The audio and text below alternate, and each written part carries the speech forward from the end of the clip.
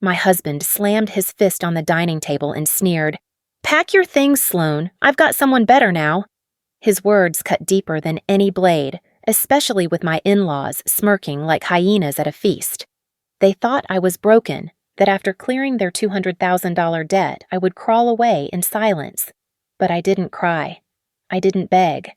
Instead, I laughed, a sharp, unsettling sound that made their smiles falter, because they had forgotten something. They had forgotten me, and I had been preparing for this moment far longer than they could ever imagine. The night my husband humiliated me in front of his parents did not come out of nowhere. It was the culmination of 1,000 smaller cuts. If anyone had looked from the outside, our life would have seemed picture perfect. Our Instagram account was filled with polished images, smiling family dinners, weekend getaways, and his arm always draped protectively around me. To strangers, Caleb looked like the ideal husband, one who reminded me not to overwork, who urged me to slow down, take care of yourself. But beneath those words lay a subtle cage, one that grew tighter with each passing month. His care was not about my well-being. It was about control.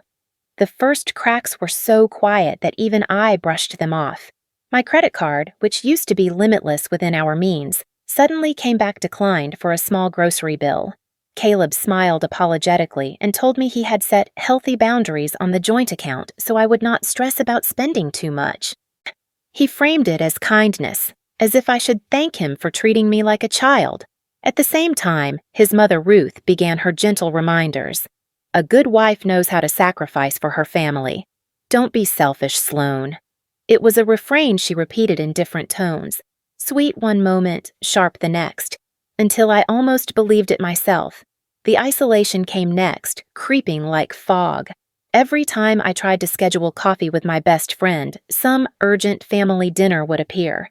Whenever I planned to meet old colleagues, Caleb suddenly needed me to accompany him to a client event. My social circle shrank until all that remained was the Whitmore orbit, suffocating and endless. And yet, I tried to keep a piece of myself alive. In the quiet hours before bed, I wrote in a small leather journal, tiny things I was grateful for: a hot cup of chamomile tea, the laughter of the neighbor's little girl echoing in the courtyard, the warm weight of my dog's head on my knee. Those notes were lifelines, proof that there was still something in my life that belonged to me. But then came the notification that made my blood run cold. It was late afternoon, Caleb asleep on the couch after too many whiskeys, when my phone buzzed with an alert from the bank. A transfer had gone out of our joint account, $5,000, into an account under the name Ruth Whitmore. My stomach knotted, and for the first time I wondered if this family unity was nothing more than a facade built on my blind loyalty. I started to dig. The more I compared the bank statements, the clearer the pattern became. Money flowing in and out of Caleb's parents' accounts like a desperate tide, a cycle of borrowed sums and repayments that never truly balanced. When I added the numbers together, the figure chilled me. $200,000. That was the debt Ruth and Gerald had been hiding behind polite smiles and passive-aggressive comments about appearances. When I confronted Caleb, his reaction wasn't guilt. It was irritation. He waved it away like a mosquito. "It's just temporary. You're overreacting. You don't understand how these things work." Gaslighting, pure and sharp. As if my eyes hadn't seen the numbers, as if my mind couldn't do the math. But the numbers weren't the only cracks widening. One night, as I folded laundry, I caught a scent on his shirt, jasmine and amber, far too bold for the cologne Caleb wore. It wasn't mine. A week later, I overheard him on the phone with someone named Nova, her voice bright and intimate as she discussed strategies to polish your brand. He introduced her to me once, calling her his PR advisor. Her smile was too smug, her gaze too certain. Something twisted in my gut. And still, I made a choice that now seems insane. I paid off their debt. I told myself it was to protect the family's reputation, to keep Caleb from falling apart under the weight of his parents' failures. But deep inside, I knew I was playing a different game. Every receipt I scanned, every confirmation email I saved, I kept them all in a folder marked with nothing but a single word: proof. One evening, my phone lit up again, but this time it wasn't the bank. It was a missed call from my best friend. I stared at the screen until it went dark, unable to press redial.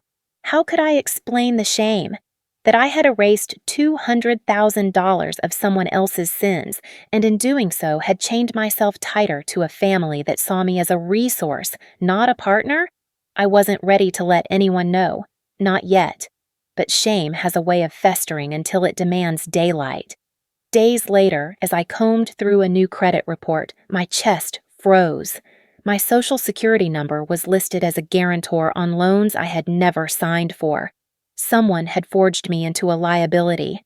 My pulse thundered in my ears as the truth sharpened. This wasn't just carelessness, it was betrayal at the level of identity. And in that moment, for the first time, I stopped asking if I was overreacting. I knew I was being used, deceived, and erased in the very life I had built. The discovery of my name forged onto financial documents was the point where shock crystallized into resolve. If they could steal my identity so easily, then I needed to build a fortress of my own. The first step was secrecy. I rented a P.O. box under my name only, a tiny metal square that became the gateway to my independence. Every statement, every bill, every confirmation of payment, I rerouted them there. At night, when Caleb's snores echoed through the bedroom, I uploaded scans of invoices, screenshots of text messages, and entire email threads into a secure cloud drive he knew nothing about. Each click of the upload button steadied me. This wasn't paranoia anymore. It was preparation. I combed through my credit report line by line, highlighting inconsistencies in bright red, accounts I had never touched, loans supposedly co-signed by me. Each entry was like a scar carved into my record without my consent. I created a separate folder, fraud evidence. Then came the audio recordings. I left my phone face down on the dining table during family planning sessions, letting the mic capture every manipulative word. One night, as Ruth urged me to sign just a few more documents to keep things clean, her tone syrupy yet pressing, I pressed the record button. Caleb's voice joined hers, dismissive and sharp. "Don't make this harder than it needs to be, Sloane. Just sign."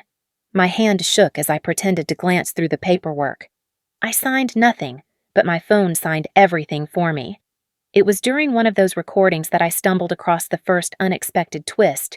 Nova, the so-called PR consultant, had not only coached Caleb on his public image, but had crafted entire decks showcasing the Whitmores as a respectable dynasty.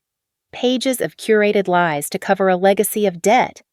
I found the file in Caleb's laptop backup, tucked between spreadsheets of client contacts. My husband's mistress wasn't just sleeping with him, she was actively whitewashing his family's corruption. And yet, in the midst of all this scheming, I needed something that reminded me of who I was, beyond the battlefield. One rainy evening, as I walked back from the grocery store, a soaked stray dog followed me to the gate. His fur was matted, his ribs sharp against his skin. I knelt, let him lick the back of my hand, and for a moment the storm inside me softened. I fed him scraps, dried him off, whispered promises I wasn't sure I could keep. That small act of kindness kept me from turning into the cold strategist I feared becoming. I was still human. I still had warmth left. You tell me, what do you think will land hardest in a courtroom, the ledgers, the audio files, or the fraudulent credit report? Each piece of evidence carried weight, but which one would break them completely? The answer revealed itself soon enough. When I played back one of the dinner recordings, Ruth's laughter rang clear, and then her careless words, "As long as she pays, our family will save face." The contempt in her tone, the reduction of my sacrifice to nothing more than a tool for their pride. It was the nail in their coffin. But evidence without allies is just paper. I needed people who knew the system. So I reached out, quietly and deliberately. Annika Patel, a lawyer recommended by a discreet colleague, became my strategist. Her calm precision terrified me in the best way. She mapped out a plan. Request immediate protective measures to freeze joint assets, then demand reimbursement of the $200,000 I had already paid. She knew the state's marital property laws like scripture. "They used you, Sloane," she told me, eyes unwavering. Now, let's make them pay. Through Annika, I met Miguel Ramos, a financial investigator with a knack for tracing hidden transfers. He showed me how to lock down the credit cards, how to monitor withdrawals in real time. Together, we traced the Whitmores' debt shuffle like a grotesque shell game. Every dollar that passed through their hands left a trail. And because war requires more than lawyers and accountants, I sought out a therapist. Not for them, for me. She taught me grounding techniques. Touch the desk, name 5 things in the room, breathe in for 4 counts, hold for 7, exhale for 8. Tools to keep me steady when I wanted to scream or collapse. These small rituals built armor around my nerves, a way to survive the charade until I was ready to detonate it. Meanwhile, I quietly redirected my salary into a separate account Caleb couldn't access. I canceled automatic payments on the joint card, shifted utilities into my name alone, and set up a safety net he wouldn't notice until it was too late. Every transfer was a silent declaration. I belong to myself again. There were still moments of reprieve, spaces where I could breathe like a woman rather than a soldier. A neighbor, an older widow named Mrs. Harris, invited me in for tea one Sunday. She poured chamomile into delicate porcelain cups and told stories of her youth, heartbreak, resilience, love lost and found. Her home smelled of lemon polish and old books. Sitting there, I almost forgot the storm outside. Almost. But the calm gave me fuel for the next round. So let me ask you, when do you think is the right time to strike? Before the debt is settled, or after they've grown so comfortable they never see it coming? Annika had her answer. One evening, after reviewing my files, she leaned across the table and lowered her voice. "Let them feel secure," she whispered. "Let them believe they've won. And then, when the ink is barely dry on their victory, that's when you sign here." She slid a document toward me, her pen poised like a dagger. I took it, the weight of destiny in my hand. Patience was the hardest weapon to wield. After all the evidence I had gathered, every fiber of me wanted to slam it down on the table, to shout that I knew everything, to watch their smug faces crumble. But Annika's advice echoed in my mind. Let them feel secure. So I became an actress in my own life. At family dinners, I smiled politely as Caleb bragged about his image makeover, how Nova was positioning him for bigger opportunities. I laughed at the right places, poured wine for Ruth, nodded when Gerald pontificated about the family legacy. The entire performance was nauseating, but I wore the mask because timing was everything. Ruth and Gerald were relentless with their lists. They would slip papers across the table, expenses for galas, charity events, home renovations, each one framed as essential to keeping up appearances. Caleb was crueler with words now, jabbing at my supposed lack of style, my unpolished social presence. "It's lucky you have me," he would say with a smirk, "or you'd still be that plain girl from Ohio." The sting of humiliation pressed against my ribs, but instead of firing back, I took a slow breath, counting 4, holding 7, releasing 8. The technique grounded me, anchored me in silence. Then, when the urge to scream had passed, I picked up my pen and wrote everything down in the little black notebook only I knew about. At night, I allowed myself a softer ritual. I would press play on an old voicemail from my mother, recorded years before she passed. Her voice was warm, steady, telling me she loved me and reminding me to trust your instincts, even when people tell you you're wrong. Those words became my anchor, a tether to the woman I had been before the Whitmores began dismantling me piece by piece. For a few minutes, I could rest. For a few minutes, I remembered I wasn't crazy. So I ask you, does silence mean weakness? Or is it sometimes the sharpest blade, waiting in its sheath until the perfect strike? The weeks rolled forward, and with each staged dinner, each fake laugh, I became sharper at reading them. Caleb, for all his arrogance, was easy to decipher. His entire identity was stitched together from other people's admiration. He lived for applause, for validation, for the illusion of superiority. What terrified him most wasn't poverty or even divorce. It was humiliation. He couldn't stand the thought of being exposed as ordinary. Ruth and Gerald were more insidious. They cloaked their greed in language of family duty, speaking of sacrifice and tradition. But beneath the pious veneer, their terror was clear. The fear of losing status. Money wasn't just survival for them, it was face, respect, the only thing holding their brittle pride together. Without it, they were nothing. And they knew it. Nova, though, was the weak link. She basked in the spotlight Caleb gave her, parading around with designer bags, flaunting their affair like a badge of conquest. But she lacked depth. Contracts, legal obligations, financial structures. Those weren't her world. Her hunger was for glamour, for recognition, and recognition could be weaponized. If her brand partnerships collapsed, her loyalty to Caleb and his parents would shatter just as quickly. Piece by piece, I built the architecture of their downfall. It wasn't enough to reveal the fraud. I needed to time it with precision, to align it with the events they valued most. Serve of process, Annika had explained, carried weight when delivered publicly. So I began mapping out the perfect moment. Ruth and Gerald's 50th wedding anniversary. They were planning an extravagant celebration, inviting extended family, business contacts, even a local politician or two. A perfect gathering of faces they needed to impress.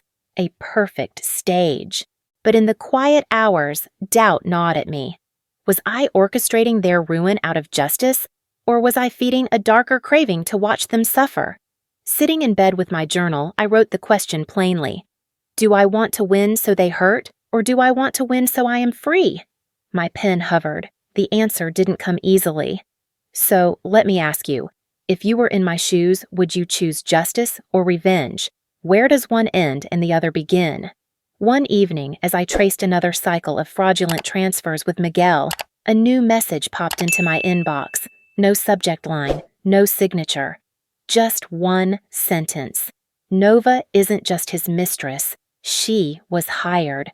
The words burned into me. Hired. By whom? And for what purpose?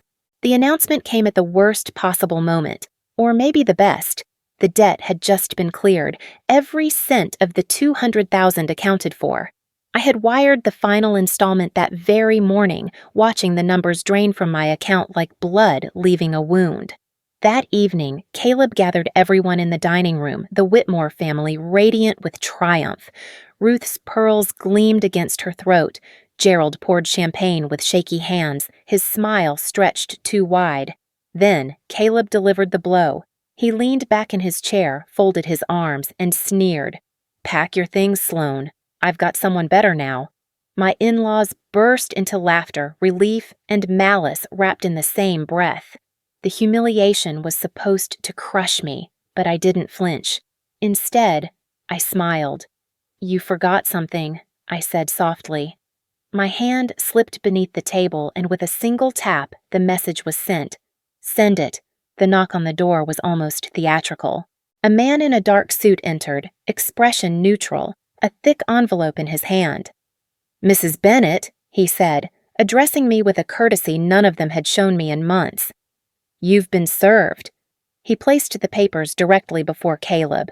Ruth's laugh faltered as she read the bold letters. Petition for legal separation.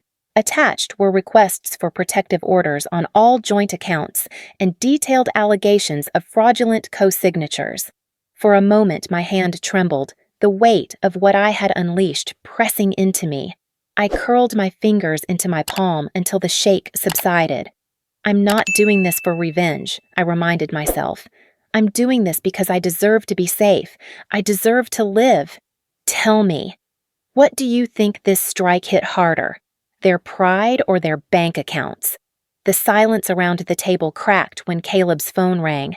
His face drained of color as he glanced at the screen. Compliance office. His company's internal watchdog. He excused himself with a muttered curse, but we all knew what it meant. The timing couldn't have been worse for him. Or better for me. The next morning, Annika moved swiftly. She filed for an emergency order to freeze any large withdrawals, protecting the assets still in my name. Miguel's financial report landed on the judge's desk. Pages of traced transfers showing how the supposed family expenses, had funneled directly back into Ruth and Gerald's accounts. The clean charts told a story of theft more eloquently than I ever could. Meanwhile, I played another card. Without accusation, without embellishment, I sent carefully compiled packets to every brand Nova was working with. Inside were court-acceptable documents, records of her being compensated by Ruth to build Caleb's image while actively engaging in an affair. Each packet included only facts, no insults, no speculation. Her contracts all contained morality clauses. By the end of the week, 2 brands had quietly pulled out. Then came the third twist, the one I hadn't expected. Buried inside Caleb's email archive was correspondence from Ruth to Nova, months old. Payment schedules, explicit instructions. "Make him shine," Ruth had written, "and once she's finished paying the debt, make sure she's out." The plot was laid bare. They hadn't simply tolerated the affair, they had funded it.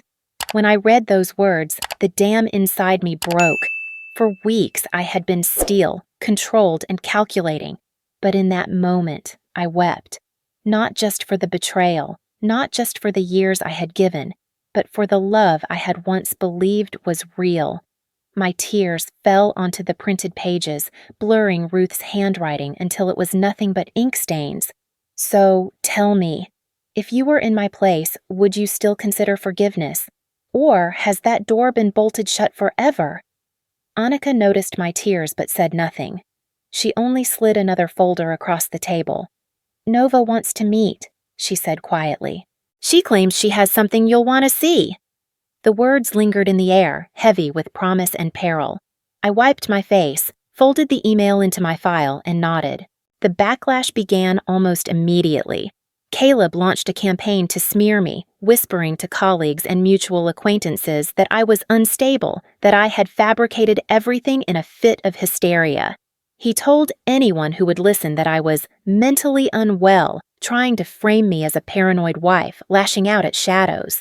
Ruth and Gerald carried their poison into family circles, telling cousins and distant relatives, "She's just a leech. She married into the Whitmores for money, and when it wasn't enough, she turned vindictive." They made sure the gossip spread like wildfire, hoping shame would silence me. Nova joined the fray, posting vague stories online, shadowy captions about betrayal and women who can't handle the truth. She thought she was clever, painting herself as the younger, stronger replacement. But truth has a way of clawing through the cracks. Within days, her contracts began to crumble. 2 major brands quietly severed ties, citing breach of conduct clauses. The smile she flaunted on social media vanished, replaced by carefully staged silence. Caleb, desperate and reckless, dipped into the joint account. He tried to transfer a lump sum to a hidden fund, but the order Annika had secured stopped the money cold. The bank flagged it, and a notice was sent directly to the court. His arrogance had handed us more ammunition. Still, I wasn't untouched. The more cornered they felt, the nastier their methods became. One evening, my phone lit up with a message from an unknown number. No greeting, no name, just a threat. "You won't survive this." For the first time in weeks, my resolve cracked. Fear coiled through my chest, icy and suffocating. My hand shook as I dialed 911. The officers who arrived were professional, calm, taking my statement, documenting the threat. Filing that report didn't erase the fear, but it reclaimed a piece of my control. I was no longer pretending to be safe. I was demanding safety. And I wonder, if you were in the middle of a storm like this, what's the hardest thing you dare to do? Speak out, call for help, or keep enduring in silence? The next morning, Annika forwarded me something that twisted my stomach. It was a screenshot from a family group chat. Ruth's words were clear as glass. "We need Caleb to pull more credit before the hearing, make her look like the irresponsible one." They weren't just defending themselves, they were planning to drag me deeper into the pit they had dug. But we had already prepared for their countermove. Annika filed an amended petition. The requests were firm and undeniable. Reimbursement for the $200,000, damages for the fraudulent use of my social security number, and recognition of marital waste. Every dollar Caleb had siphoned off to prop up his parents' lifestyle. The law was no longer a threat. It was a sword in my hand. Miguel's presentation tied the noose tighter. He laid out a meticulous diagram of Ruth and Gerald's pump and dump financial cycle, each arrow on the chart a dagger to their credibility. When Nova realized her name was woven into the contracts, panic finally overtook pride. To save herself, she handed Annika a copy of her agreement with Ruth. The signatures were there, the payments documented. Nova hadn't just been Caleb's mistress. She had been Ruth's pawn, paid to polish the family image while helping dismantle mine. Then came the recording. Miguel found it tucked in one of my old audio files, a forgotten snippet from a dinner conversation. Ruth's voice, crisp and smug. Once she pays off the debt, Caleb can toss her aside. The money will be back where it belongs, our family's. Hearing it again, even knowing I had survived it, sent a chill through me. To them, I had never been a wife or a partner. I had been an ATM with a pulse. But I resisted the urge to blast that recording to everyone we knew. Public humiliation wasn't my weapon. My weapon was order, documentation, the cold steel of facts. The courtroom would be my battlefield, not the street. I didn't need to scream. The evidence would scream for me. That night, I picked up the phone and called my best friend for the first time in months. The line was quiet at first, then filled with her sharp inhale. "Sloane? Oh my God, where have you been?" My throat tightened. "I was afraid of being ashamed," I confessed. For so long I thought humiliation was worse than pain, but I was wrong. Saying it aloud released something inside me, like snapping the last chain. "So tell me, which twist so far has shocked you the most? Was it the mistress as a hired weapon, or Ruth's open admission that I was disposable all along?" By the week's end, a message arrived from the courthouse clerk. The trial date was set. The courtroom was colder than I expected, not in temperature, but in atmosphere. Every eye in the room carried weight, family members who came to gawk, reporters sniffing for drama, even strangers pulled by curiosity. Yet when I stepped forward with Annika at my side, the silence didn't crush me. It steadied me. We were here at last, and the truth was no longer a secret locked inside my folders. Piece by piece, the story unfolded. Bank statements, highlighted and annotated, mapped the rivers of money flowing from our joint account into Ruth and Gerald's pockets. Audio files played through the speakers, Ruth's careless voice echoing, "As long as she pays, our family will save face." Gasps filled the room. Miguel's diagrams illustrated the pump and dump cycle of their debt, arrows and figures impossible to deny. And then came the contract, Nova's agreement with Ruth, her signature proof that she had been paid to construct Caleb's image while dismantling mine. The judge's expression was impassive, but the weight of the evidence was undeniable. "This court finds," he began, voice deliberate, "that Mrs. Bennett is entitled to reimbursement for the sum of $200,000, in addition to attorney's fees." My breath caught. Furthermore, the fraudulent use of her social security number is recognized and protective measures will be imposed to safeguard her identity. Finally, his eyes turned to Caleb. "And, Mr. Whitmore, given your violation of ethical codes, this ruling will be forwarded to your employer for further review." It wasn't theatrical.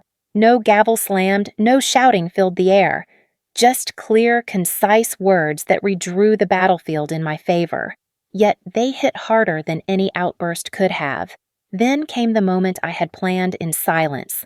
The court had also approved punitive damages, an extra sum meant to punish. But when the judge asked if I wished to pursue it, I shook my head. "No, Your Honor," I said. "Instead, I request a public written apology from Mr. Whitmore and his family, with a signed commitment that they will never attempt such financial deception again." The courtroom rustled with murmurs. It wasn't money I wanted. It was their pride laid bare, and that wound would sting longer than any fine. Tears spilled down my face, but not from weakness. They were tears of release, of a weight sliding from my shoulders after years of carrying shame. I wept quietly, not caring who saw, because for the first time in a long time, I wasn't afraid. "So tell me, when does forgiveness become strength, and when does it slip into weakness? Where is that line drawn? As the court adjourned, Nova approached me in the corridor. Her face was pale, her once arrogant posture softened by defeat. She held out a small flash drive. "There's another secret," she whispered. "You don't know everything yet." Her words left a chill in my chest. In the weeks that followed, life began again, brick by careful brick. I left the Whitmore mansion behind and moved into an apartment filled with light. The stray dog I had once fed now lived with me, clean and healthy, his tail wagging at every sunrise. I named him Lucky. Together we carved out a new rhythm, one free of whispers and demands. But I couldn't just rebuild for myself. I started a support group for women who had suffered financial abuse, a crime so quiet that even victims often failed to recognize it. We shared strategies, checklists, resources. I saw pieces of my past in their faces, but also glimpses of resilience. Turning pain into purpose became its own form of healing. One evening, I plugged in the USB Nova had given me. The files revealed Ruth and Gerald's new scheme, a fresh cycle of debt, names of new guarantors, a pattern identical to the one I had escaped. I didn't publish it. I didn't need spectacle. Instead, I mailed the contents anonymously to the state tax authority. Justice didn't need an audience. Standing before the mirror one morning, sunlight streaming over my shoulders, I looked at myself and whispered, "I'm not broken. I'm back in charge." And I believed it. The story didn't end with fireworks. It ended in stillness, me brewing tea in my kitchen, Lucky at my feet, the sound of the kettle whistling as the sun painted the walls gold. My heart beat calmly, steadily. For the first time, peace was not a performance. It was real. And I ask you now, have you ever ignored red flags like I did? If so, what would you do differently starting today? Days later, an email arrived in my inbox. The subject line read, "Financial Abuse, the Quiet Crime, an invitation to speak at a national conference." My hands hovered over the keyboard, a smile pulling at my lips. My story was no longer a secret. It was a weapon and a warning.